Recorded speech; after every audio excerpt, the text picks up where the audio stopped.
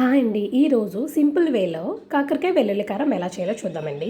ముందుగా నేనైతే 4 కాకరకాయలు తీసుకున్నానండి. వాటిని నిలువుగా 2 భాగాలుగా చేసుకుని మధ్యలో ఉన్న విత్తనాలన్నింటినీ బాగా తీసుకోవాలండి.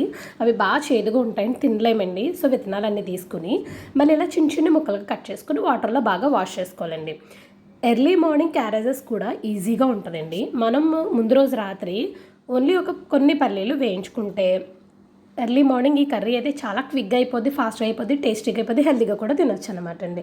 సో ఇలా చిన్న చిన్న ముక్కలుగా కట్ చేసుకుని వాష్ చేసుకుందాం.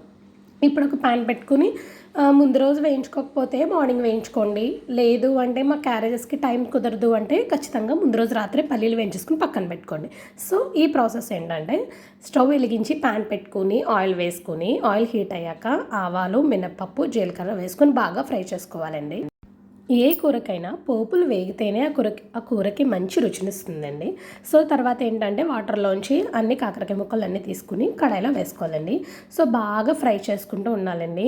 ఇక్కడ ఒక విషయం అండి, మీకు కాకరకాయ వెల్లుల్లి కారం అనేది క్రంచీగా కావాలనుకుంటే అస్సలు మూత పెట్టకుండా అలా నూనెలో వేపుకోండి.